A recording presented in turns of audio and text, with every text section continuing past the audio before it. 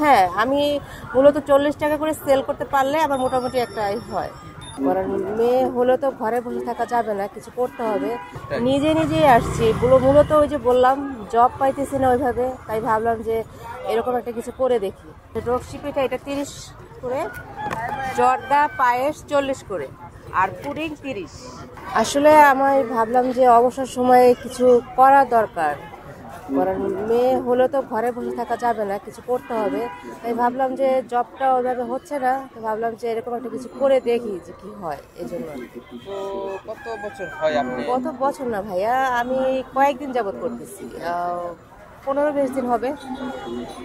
তো কেমন রেসপন্স পাচ্ছেন আপনি? পাচ্ছি মোটামুটি রেসপন্স। তো আপনি কি কেমন টাইমে বা কোথায় কোথায় বসেন? আমি ভাইয়া মূলত হচ্ছে 4টা 4:30টার দিকে এখানে বসি, রাত্র 11টা 11:30 পর্যন্ত থাকি। এই জায়গার নামটা কি? এটা হচ্ছে মধুবাগ মাঠ। তো আপনার এই জায়গায় যে কয়েকটা আইটেম দেখতে পাচ্ছি, তো কেমন সেল হয়? হয় ভাইয়া, মোটামুটি সেল হয়। আমার আইটেম আরও থাকে, কিন্তু আজকে নাই, আরও কিছু আইটেম থাকে। আপনি কি কোনো সোশ্যাল মিডিয়ার মাধ্যমে কি বিক্রি করেন, নাকি জাস্ট খালি?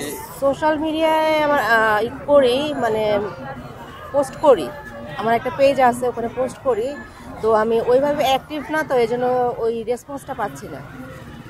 তো আপনার এই জায়গায় যে কাস্টমার আসে বা খাবারগুলো নিয়ে যায় বা খায়, তো তাদের কাছে কেমন ফিডব্যাক পান?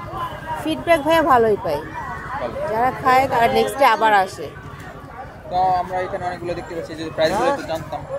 প্রাইস ভাইয়া হচ্ছে এটা 40 করে। বসেন বসেন, সমস্যা নেই, খালি এখান থেকে বললে হবে।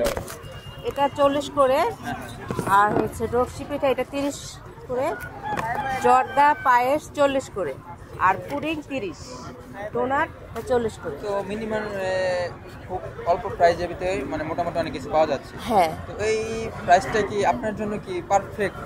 হ্যাঁ, আমি মূলত 40 টাকা করে সেল করতে পারলে আমার মোটামুটি একটা আয় হয়। আপনার রেগুলার কি বসা হয় এই জায়গায়? হ্যাঁ, রেগুলারই বসে।